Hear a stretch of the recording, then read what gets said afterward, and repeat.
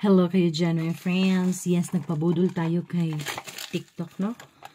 Ito yung tatawag nilang Says Lady para sa eyebrows. So, ngayon mga kaibigan, linisin muna natin. Try natin kung mag-e-effect pa to sa atin. Pasensya na kayo sa aking light kasi I have so much light, no? Charot. Ngayon, linisin muna natin ang ating kilay, mga kaibigan. Yan talaga, no? Wala dyan ko'y kilay. O niya, sabog kay ni siya. Anak, bitaw. So, ngayon, we have to clean it first. So, inisip ko kung kalbuhin ko na lang ba siya. Or tanggalin ko lang yung nasa gilid. So, anyway, ganito lang ako mag-tanggal, mga kaibigan. Bakit kasi no, nagkikilay pa tayo, Char?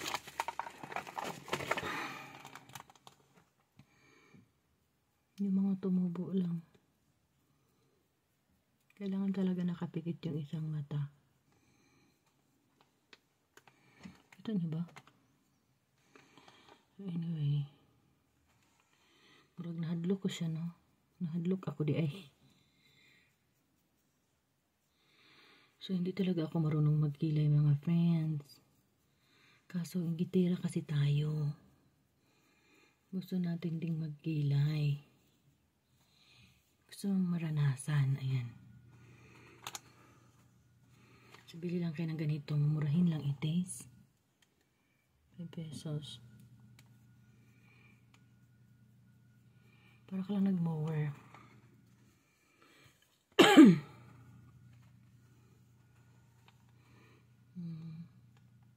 Kung mayroong petroleum, yan normally nilalagyan ko petroleum sa gilid para mabilis ang ating pag-mower. Tatanggal ko lang yung unwanted. Yan po ang aking kilay, mga friends. So, meron dito. May buhok pa dito pero hindi ko siya tanggalin. Dito, oh. Hala, ay murag nakalbo siya dahil. Tanggalin ko na lang pala.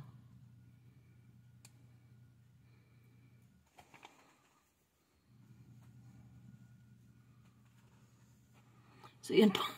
Yan po ang kilay ko, no? Masyadong sabog to dito sa kabila. Kaya linisin muna natin. So, ganun ulit ang paglilinis, mga friends.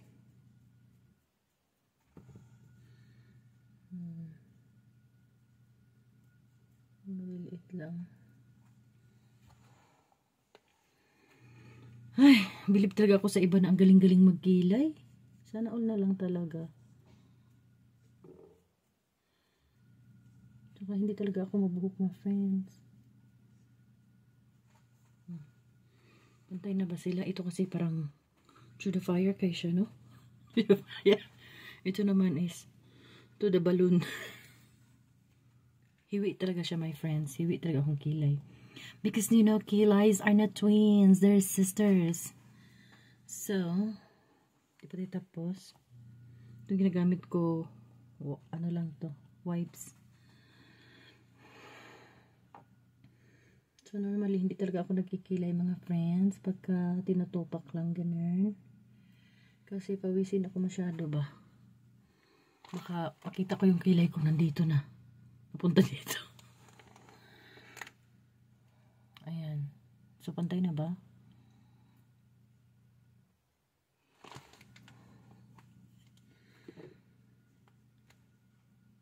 Bakit? Sino ba kasi nagpauso nito? Charot. Ayan. Sobrang nipis, no? So, gusto ko yung medyo makapal na kilay. Meron pa mga buhok dito, oh. Hindi talaga ako nagbubunot, mga friends. Ano lang. Kagis-kagis lang ba? Ano? Ano sabi mo? Anyway. So, tapos na tayo. Kailangan na natin siyang ibalik kung saan natin ito kinuha. Kasi, minsan nakakalimutan ko na. Nasaan yung takip nito pag sure? Where did I put it?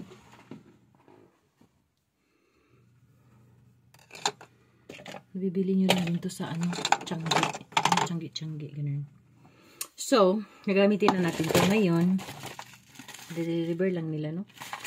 Ngayon, may kasama itong mga shape. Madami siya, yung mga shades. Kung anong shape ang gusto mo, ganun.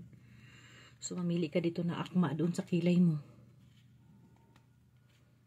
Parang ang hirap namang mamili. Parang ganito sa akin. Manipis kasi siya. Parang ganito. So, itong gamitin ko. So, ngayon, saan naman yung kailangan natin ibalik yung saan kuha, my friends. Kasi ang bilis ko makalimot.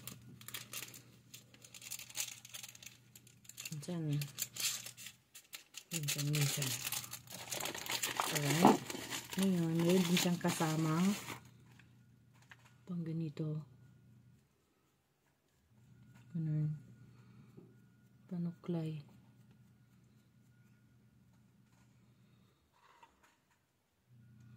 Ito talagang isa masyado nang nakalipad. Charot. So, ito po yun. Ang Says Lady Eyebrow Stamp Cream. So, ayan po. Ang kulay na ito ay pag sure. Basta number 1. Number 1 to. Shade number 1. Ayan. Shade number 1. Parang number 10 dyan. Anyway, basta number 1 yan. So, ilalagay na natin mga friends.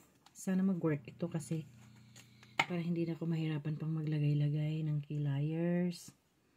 So, edge ko na namin. So, dito muna tayo mag-start. Ayan.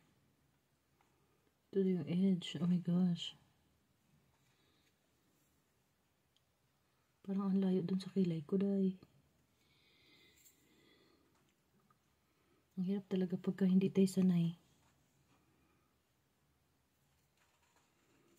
Ano ba yung instruction muna? Align your chosen stencil to your brow and put the stamp on it. Evenly distribute the makeup with dual turbanese brush. Show off your perfect natural looking brows. Sure. Tapos, ito yung sa ilalim. So, tinry ko siya kaninang ilagay-lagay. Kaya tinanggal ko muna. Sabi ko hindi maganda. So, kailangan talagang tanggalin muna natin yung hair. So, kung dito tayo magsimula, kailangan i-align mo siya dito, no? Diyos ko, kahirap naman, Lord. Saan tayo magsimula dito? Sa kabila, dito na lang kaya muna. Mamaya nabaliktad. Kailangan man dito ako. Wala. Hindi dito ako, diba? Ay. Pag-sure na lang, dahi. So, ito kailangan sabi niya i-align natin. Kaya kalalabasan nito. Hala, parang hindi siya align.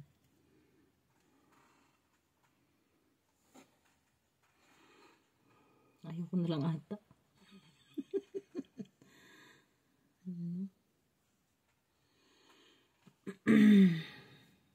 Dapat sana may pandikit. Yung dumikit siyang ganun.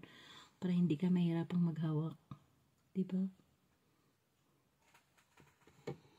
Ayan siya, oh. Anyway. Highway. So, tusukin na natin to. Ay! Sure na lang. Kailangan ko muna atang iganyan.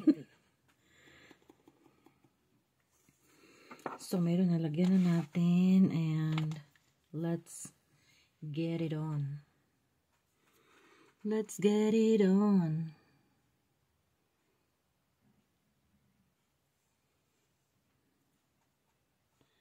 Oh my gosh.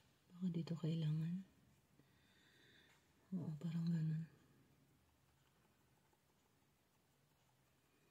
Malalaman natin, my friend, kung anong kalalabasan nito. Mag-sure na lang ito, no? Tapos,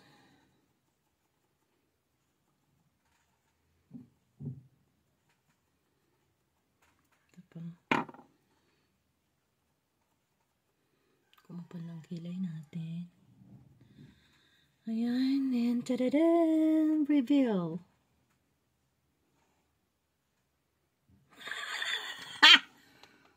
Hello, hindi ako sanay na kapal naman pala.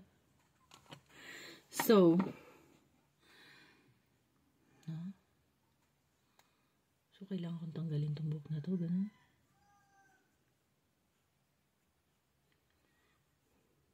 Para kunyari may hair dito. My God. My God, Lord.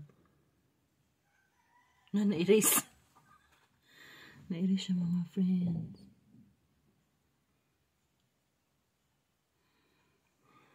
Please help me, Lord. So, ang tanong, gustuhin ko pa ba to? Tada! Yan siya. Yan yung kilay na. So, kailangan ko atang guntingin tong buhok ko dito. Kasi ang pangit naman na ano. Anyway, yan na muna. And then your next is, syempre ito pa rin ang gamitin natin, no? Punasan lang natin kasi didikit siya dun sa kabilang side. Mabilis lang siyang punasan. Kaya, itong mga ano na ito, marker. Ibig ko sabihin itong ano tawag nito? Basta para tandaan mo. Huwag mo siyang itapon. Pwede mo siyang punasan lang yun. Pinunasan ko lang. So anyway, kailangan pantay natin siya. Mali talaga yung nabili. Nabili na kuha ko. Dapat ganun.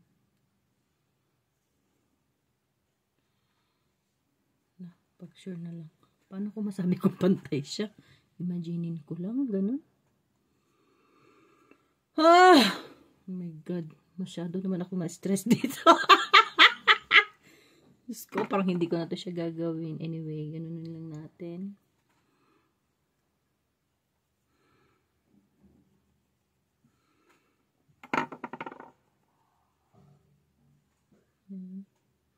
Tapos kagmay pa dyan kay tagkamay. Masyadong maliit yung galamay natin. Hindi niya masyadong mature ba. Baka mamaya gumulaw-galaw. Ay! Gumulaw na nga siya, friend. So, good luck na lang.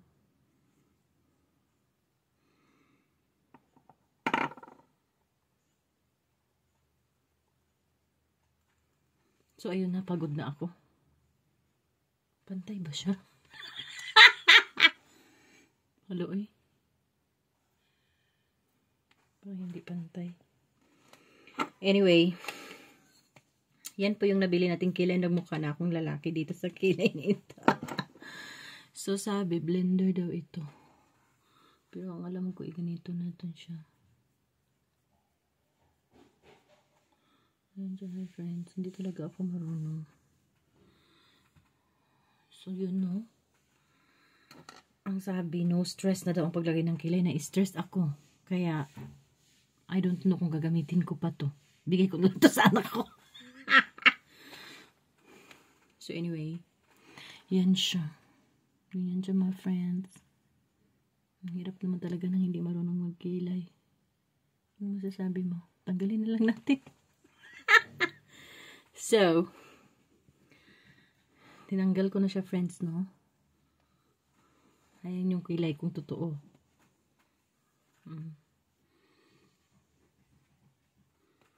Dapat manipis lang pala. Hindi yung makapal. Yan talaga ang kilay ko. Yan na yung, that's my natural kilay. Pwede ko rin siyang gawin yung ganito. Sundan ko lang siya para mag-darker lang siya. Kasi kung kagaya niyan, para siya natatuan. Nag-dark siya ng konti. So, para sa akin na beginner talaga, no? Pero beginner almost senior na gusto magkilay-kilay. Wag na lang natin ituloy. Pagod-pagod lang. So, yun lang po mga friends. Natuwa kayo, no? Ginoo kong pag-sure.